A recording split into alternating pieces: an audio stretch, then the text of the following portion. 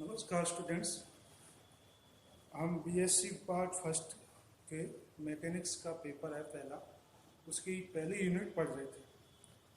उसमें हमारा चल रहा था, हमने पिछले लेक्चर में पढ़ा था न्यूटन्स रिलेटिविटी और स्यूडो फोर्स। आज का जो टॉपिक है हमारा, उसका हल्का सा एक इंट्रोडक्शन हम पिछले लेक्चर्स में देख चुके हैं। Transformation of a rotating frame, घूर्णीय निर्देश तंत्रों में निर्देशांकों का रूपांतरण, हम इसको पिछले लेक्चर में पढ़ चुके हैं। इसमें आज हम पढ़ेंगे कि हमने वहाँ पढ़ा था कोऑर्डिनेट्स का रूपांतरण। यहाँ हम पढ़ेंगे विस्थापन का, वेग का, त्वरण का, और त्वरण का आने के बाद फोर्स का, और ये सारी चीज़ें हम पढ़ेंगे। तो आज का टॉपिक है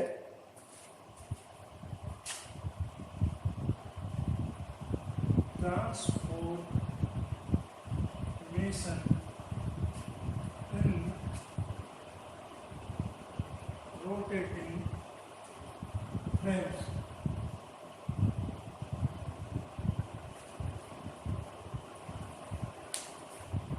इसमें हमने जब इसके निर्देशांकों का ट्रांसफॉर्मेशन निकाला था तो हमने इसमें दो फ्रेम्स लिए। पहला फ्रेम एक स्टेबल फ्रेम था, जैसे ये है, इसको हमने एस नाम दिया। ये इसके तीन अक्ष है, इसका नाम वाई, ये एक्स और ये जेड, ये इसका ओरिजिन मूल बिंदु है। ठीक है। अब एक दूसरा रोटेटिंग फ्रेम है जो इस उन दोनों का मूल बिंदु का है, एक ही जगह पर। इसका भी मूल बिंदु का है, यहीं पे है जहाँ पर ये है, उसका मूल बिंदु मान लो ओ डैश है, लेकिन उसका कोणीय वेग कितना है?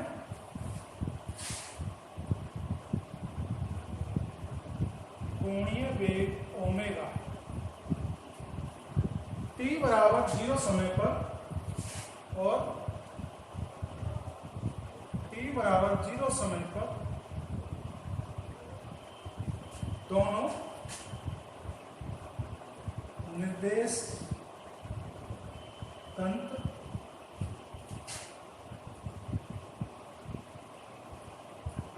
एक दूसरे पर समपाती है। यानी कि जब शुरुआत में सेम ऐसे ही है, एक दूसरे के ऊपर कोलिनियर है, समपाती है। अब टी समय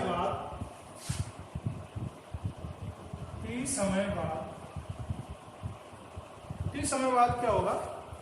हमने इसमें माना था कि इसकी दो जो जेड डायरेक्शन है वो हमेशा क्या रहती है? सेम डायरेक्शन में रहती है। तो इस तरह से जेड डायरेक्शन में किसके ऐसे होती है, उसकी भी कैसे इसी डायरेक्शन में सेम, और वो घूम रहा है, तो मान लीजिए उसको हमने मान लिया ऐसे।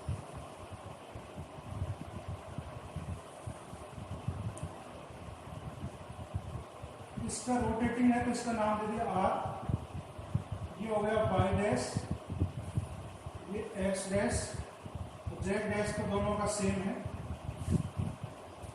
ठीक, दोनों एक्स वाई एक ही फ्रेम में है और जेड दोनों के परपेंडिकुलर है, तो वो इस तरह से रहेगा और ये इस तरह से घूमता रहेगा दोनों। ठीक है ना, इसी के ऊपर एक ही जगह। तो ये इसका एंगल थीटा कितना हो जाएगा? Omega T. ये कितना हो जाएगा? ये भी थीटा ओमेगा टी हो जाएगा।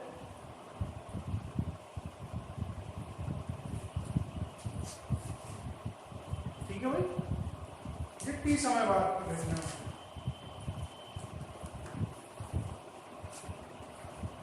अब कोई पॉइंट है P, इसका एस फ्रेम में ये x की वैल्यू होगी और ये y की वैल्यू। ठीक है, ये हम पहले से जान चुके हैं। और आर फ्रेम में ये सीधा रंग इस प्रकार से और ये इस प्रकार से, ये वाई डैश हो गया और ये एक्स डैश हो गया। तो एस फ्रेम में इसके कोऑर्डिनेट क्या हो, एक्स वाई जेड, और आर में एक्स डैश वाई डैश और जेड डैश। ठीक है, इसका हमने जब कोऑर्डिनेट ट्रांसफॉर्मेशन निकाला था, जो हमारे पिछले लेक्चर्स में है, आप उसमें पीछे के वीडियोस में जाके देख सकते हैं कि इसका कोऑर्डिनेट ट्रांसफॉर्मेशन कैसे आया था, वो हम निकाल चुके हैं। तो x का मान आया था, x डैश का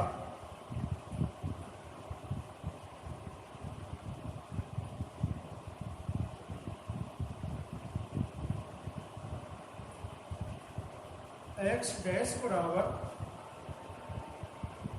x cos omega T plus y sign omega T. ये x का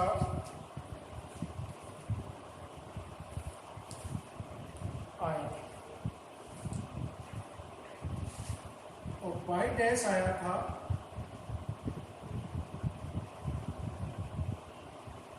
y cos omega T minus x sign omega T, और z डैश दोनों सेम है, सेम डायरेक्शन है।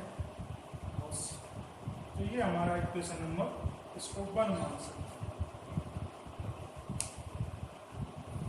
ठीक है भाई, अब यहां से हम इसका विस्थापन निकालेंगे।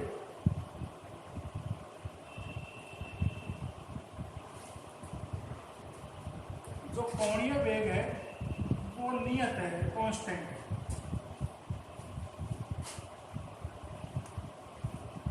ठीक है, तो अब इसका हम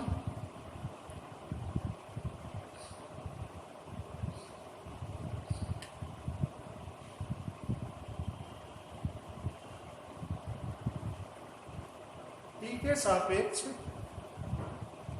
अवकलन करेंगे।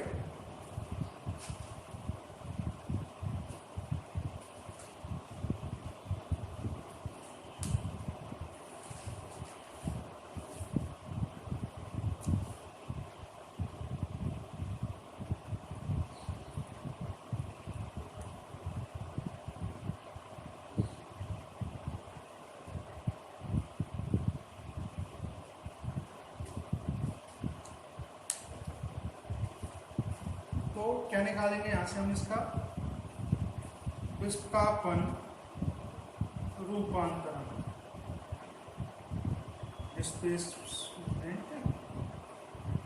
Displacement transformation.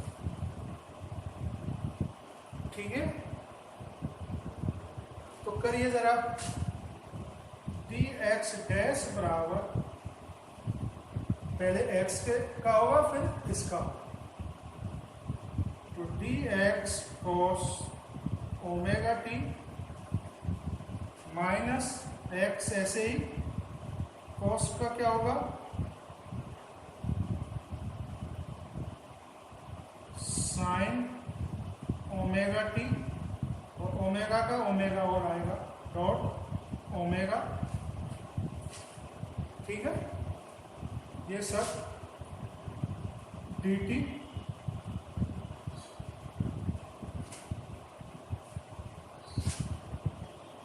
ठीक है ना, ये डॉट है, इसको यहाँ चाहो तो आप यहाँ लिख सकते हैं, इसको यहाँ से मिटाकर थोड़ा सा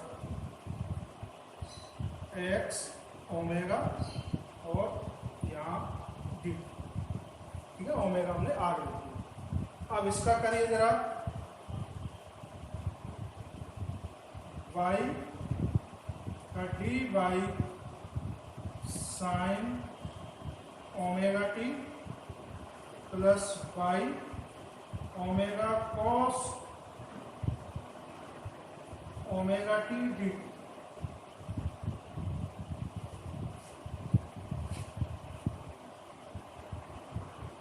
ठीक है, बराबर dx cos omega T plus dy sine omega T. यहां से इन दोनों में से ओमेगा कॉमन आ रहा है, तो यहां क्या बचा, इसको लिख लेते हैं pi cos omega T minus x sine omega T D. तो ये वैल्यू कहाँ से आ रही है, ये आ रही है, तो डी एक्स डैश बराबर D X cos omega T plus, sorry ये D Y, D Y sine omega T plus omega pi dash D. ठीक है, ये x का x डायरेक्शन में डिस्प्लेसमेंट है, विस्थापन है x डायरेक्शन। इसी प्रकार पाई डायरेक्शन में निकालेंगे तो हम इसका t के सापेक्ष हमने क्या किया था, अवकलन किया। अब इसका कीजिए जरा,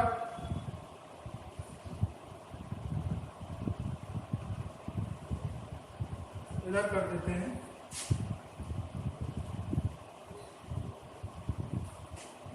डी वाई डैश, इसका करेंगे डी वाई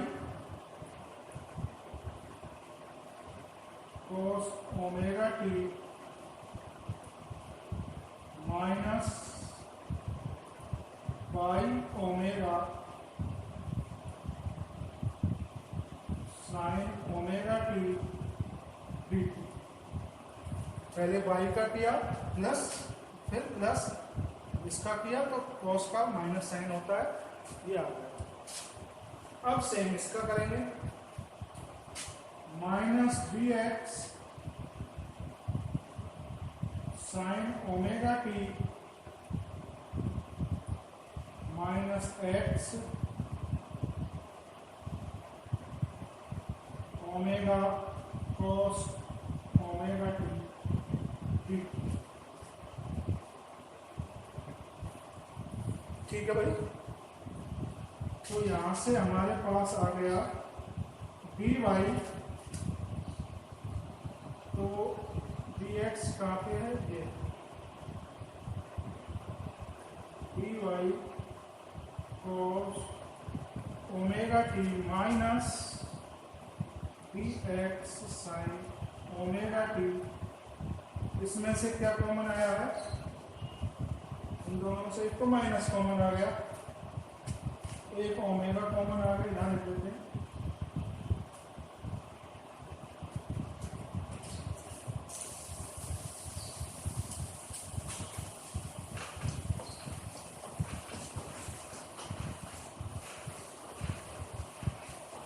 एक तो x कॉमन ओमेगा कॉमन आ गया,